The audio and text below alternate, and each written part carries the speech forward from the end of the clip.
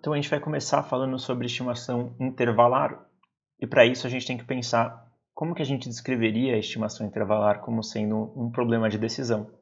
Porque uma vez que a gente fizer isso, a gente vai conseguir achar a regra de decisão ótima, que vai ser justamente o nosso estimador intervalar.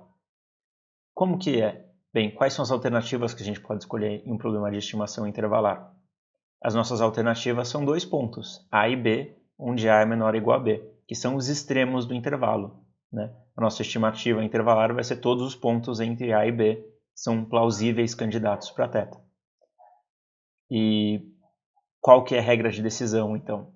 A regra de decisão ela é um estimador intervalar, C de alfa, digamos assim, que para cada dado observado vai nos dar um intervalo de valores que são julgados como os mais plausíveis para o parâmetro de interesse.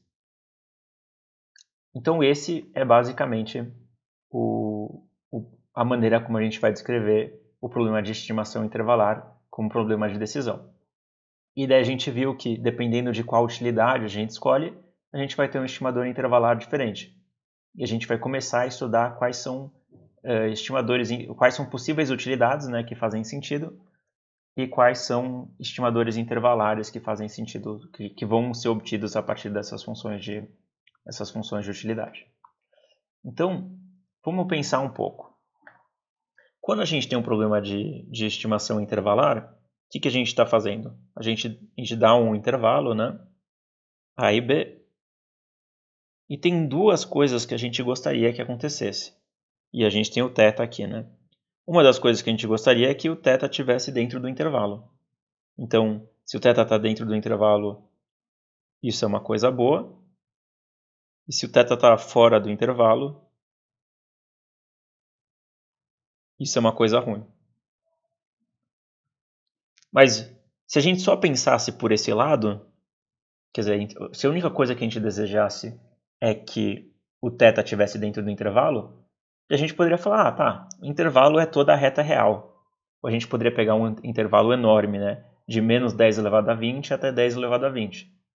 Mas isso é claro, não nos diz nada, porque a gente colocou um intervalo enorme, então é óbvio que o θ está lá dentro. Não precisava fazer um estatístico para falar isso, né? Então uma outra coisa que a gente quer é que esse intervalo seja pequeno, né? A gente gostaria que ele fosse pequeno. E então um intervalo pequeno, tal que o parâmetro está dentro dele, é um intervalo que é bom. E não é então tem uma espécie de um trade-off aí, né? Um balanço que a gente tem que pensar. Se o intervalo for muito pequeno, daí vai ser difícil garantir que o parâmetro está lá dentro.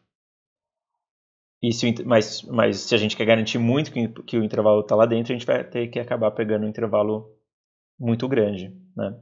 Então, a utilidade que a gente vai pegar, ela vai determinar de que forma acontece esse balanço, e uma vez determinado esse balanço, a gente vai conseguir encontrar o intervalo de credibilidade, uma região ótima de valores plausíveis para o nosso parâmetro.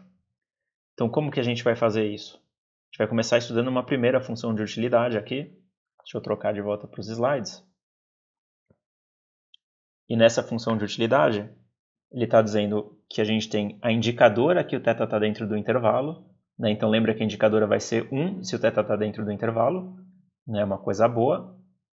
E 0 se o θ não está dentro do intervalo. Né? Então está penalizando o θ não está dentro do intervalo. E daí, além disso, ele tem menos k, b menos a. Então b menos a é o tamanho do intervalo. E quando a gente colocar um menos, quanto maior o tamanho do intervalo, mais está tendo uma penalização aí. Então, idealmente, para a gente minimizar menos k, b menos a gente coloca a igual a b, né? Isso vai zerar. Então, o intervalo que é só um ponto é um intervalo ótimo se a gente só considerar o tamanho. E, por outro lado, se a gente pensar só na indicadora, aí, se a gente colocar a igual a menos infinito e b igual a mais infinito, da indicadora vai valer 1 com certeza.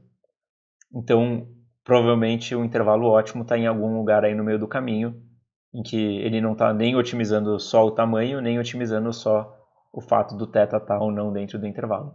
E de fato, esse teorema que a gente está vendo aqui, ele nos fala que o A ótimo e o B ótimo, eles são os pontos eles são 2 pontos, né? Tal que a posteriori calculada nesses pontos é igual a k.